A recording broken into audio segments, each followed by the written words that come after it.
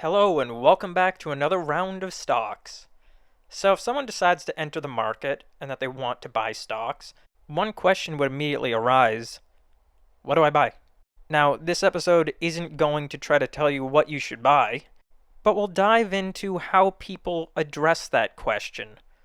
Different economies, different markets, different investors. That question of what do I want to be in right now, there's a lot to answering that. And so this video is going to go through some of the qualities of different stocks that people think about when they're selecting what to invest in. Now, different companies have different market capitalizations. If you add up all the stocks, how much is that company selling for? Its market cap. So there's a wide difference between all the companies in public markets as far as how big they are. So starting off, when discussing factors, we're going to talk about size. Now, I'm just saying, size is very important, and I would know. First, we have large cap stocks, which are companies that have market caps of 10 billion or greater. These are the biggest companies. You'll see these companies in places like the S&P 500 index, which, because they're included in the index, tend to be bought frequently by passive investors. Next, we have mid-cap, which are 2 billion to 10 billion. Now, there are very different qualities of companies in this area. Some of them are going from small to being large, and some of them are hanging out in this area. Some of them perhaps are going from large to being small. So you'll see a lot of different types of companies hanging out here. Then we have small cap, which are 250 million to 2 billion in market capitalization. These can be very new companies that just recently IPO'd, could be old companies that have remained small the entire time, or once much bigger companies that have decreased in market cap over time. Then we have micro cap, which are companies smaller than 250 million. People tend to consider these companies much more risky, traded less, and more volatile, but could also be a fairly new company that's emerged and could end up doing very well. But for now, it's quite small. Some people also include the category of nano cap for companies even smaller, but generally, these are the capitalization categories that people talk about. Then we have the categories of value and growth stocks. Now, there are different philosophies around the idea of growth and value investing, but in this case, value and growth are more descriptions. In this sense, a value stock is something that is trading at low multiples, low price to book is often referenced, and could also include companies that are growing slowly but are paying good dividends. Then there's growth, which tend to trade at higher multiples and be growing more quickly. They will often have much smaller dividends, instead using that money to reinvest into the company for new projects. And they're generally companies where investors feel alright about paying those higher multiples because they believe that the stock is going to grow much more. So what do growth, value, and size actually mean when looking at a stock? Well, one idea put forward by Eugene Fama and Ken French is the Fama French model. Now, it postulates and researched that there are higher expected returns for investing in smaller companies that are more value-oriented. In the Fama French model, the returns are the return on the market itself, an additional return for investing in small cap companies, and an additional return for investing in value companies. Now, there's other research that has backed the idea that small cap and value tend to have long-run outperformance, but it is mixed, and the future we ultimately can't know. So the idea of extra return for small cap and value ultimately exists in the realm of past data and theory. They're expectations that many investors hold.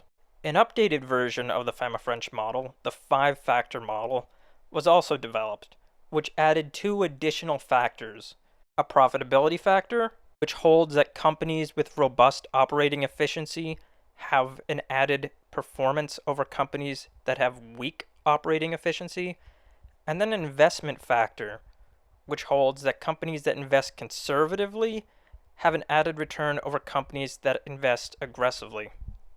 Now, Cliff Asness, a doctoral student of Eugene Fama and co-founder of the hedge fund AQR, Applied Quantitative Research, has proposed that a momentum factor should also be added to a model. The idea is that there is an added return for investing in stocks that have a past of going steadily up, that there's a momentum propelling that stock forward that one should expect additional return from. Then we have domestic stocks, which is going to vary depending on what country you are in. These are stocks of companies that exist within your country and are generally more likely to be using your currency. Then we have international, which are stocks from all the other countries that have stocks. Some people like the idea of diversifying across the world so they aren't just kept in one economy and subject to what happens there, but other currencies may also come into play, which is something I will address later in the video. But there are all sorts of different countries around the world. And one way to break them down into different categories, which may be a quite overbroad way of doing it, is into developed and emerging markets. A developed market tends to have a more mature economy, higher income, developed capital markets, and have reliable legal and regulatory systems. Emerging markets don't have that. There can be additional risks in emerging markets, but some investors flock to them because there may be a capacity for more rapid growth in some of these countries. So they're generally countries with lower incomes, less reliable legal and regulatory systems, and might not have fully developed capital markets, or some combination of those. Again, these are very broad categorizations that really don't address the nuances of different countries. Now, when investing in stocks from countries that aren't your own, you may be exposed to their currency. Now, this can be a benefit if their currency appreciates, but they can also lose value too. Because of that, some investors like to hedge out that currency risk, and some of them might lean into that currency risk, either hoping to get additional return from an appreciating currency or to diversify away from their own domestic currency. Then we have different sectors in an economy. Different companies do very different things in an economy, and they might act differently in different economic and market environments. Now, there's no true definition of the different sectors of the economy, but the closest thing to an accepted standard is the Global Industry Classification System, which breaks companies up into the different sectors of energy, materials, industrials, utilities, healthcare, financials, consumer discretionary, consumer staples, information technology, communication services, and real estate. Now, I'll try to give a sense of what each of these different sectors are. Energy are companies that produce energy. This would be like an oil company. Materials produce fundamental materials. For example, this could be a steel producer. Industrials produce industrial goods to be used in the economy. They may make things like heavy machinery or things for an aerospace company. Not to use the same word in my explanation, but utilities are those fundamental utilities. They're things like the energy company or a company that removes waste. Those sorts of things you have to pay the bill for every month. Healthcare is anything involved in health and medicine. This could be something like a hospital company or could be pharmaceuticals. Financials are financial companies like investment companies, banks, insurance companies. Consumer discretionary are companies that make consumer goods that are very variable depending on the state of the consumer. This might be something like luxury goods, which can do well in a good environment, but in a bad economy, people might be much less likely to buy it. These are the discretionary purchases that people make.